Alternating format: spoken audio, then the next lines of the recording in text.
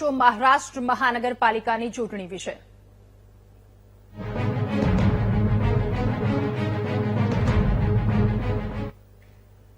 બીએમસીની ચૂંટણીમાં એક્ઝિટ પોલમાં ભાજપ અને સાથી પક્ષોને સ્પષ્ટ બહુમતી દેખાઈ રહી છે। 227માંથી ભાજપ અને સાથી પક્ષોને 131 થી 151 બેઠક મળવાનું અનુમાન હાલ લગાવવામાં આવી રહ્યું છે। શિવસેના યુબીટીને 58માંથી 68 જેટલી બેઠક મળવાનું અનુમાન છે, તો કોંગ્રેસ અને સાથી પક્ષોને માત્ર 8 થી 10 બેઠકો મળવાની શક્યતા વ્યક્ત કરવામાં આવી રહી છે।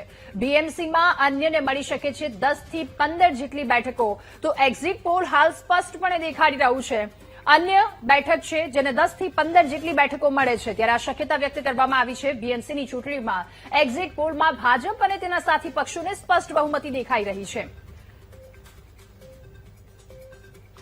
ત્યારે એક્ઝિટ પોલમાં વાત કરવામાં આવે ભાજપ અને સાથી પક્ષોની, તો 127 થી 154 જેટલી સીટો, શિવસેના યુબીટીની વાત કરીએ તો તેની પણ કેટલીક સીટો દેખાઈ રહી છે। આ તમામ આંકડાઓ હાલ સામે આવ્યા છે।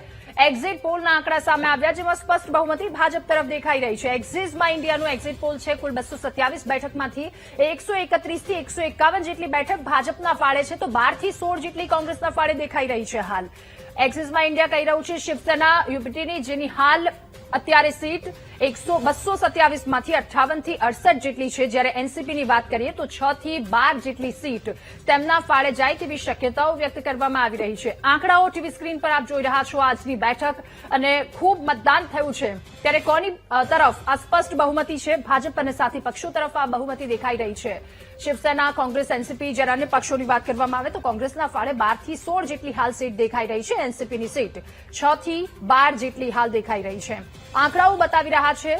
જનમત પોલની વાત કરીએ તો તેમના દ્વારા જણાવવામાં આવ્યું 227 બેઠકોમાંથી ભાજપના ફાળે અને ભાજપની જેટલી પાર્ટીઓ છે 138 જેટલી સાથી પક્ષો, તમામને 138 જેટલી સીટો છે। શિવસેના 62, કોંગ્રેસની વાત કરીએ તો 20 જેટલી સીટો જનમત પોલ કહી રહ્યું છે। એનસીપી કે જેને ફાળે 7 સીટ જાય તેવી શક્યતાઓ વ્યક્ત કરવામાં આવી રહી છે, તો એક્ઝિટ પોલ આંકડાઓ શક્યતા વ્યક્ત કરી રહ્યા છે મુંબઈ પર કોનું રાજ રહેશે।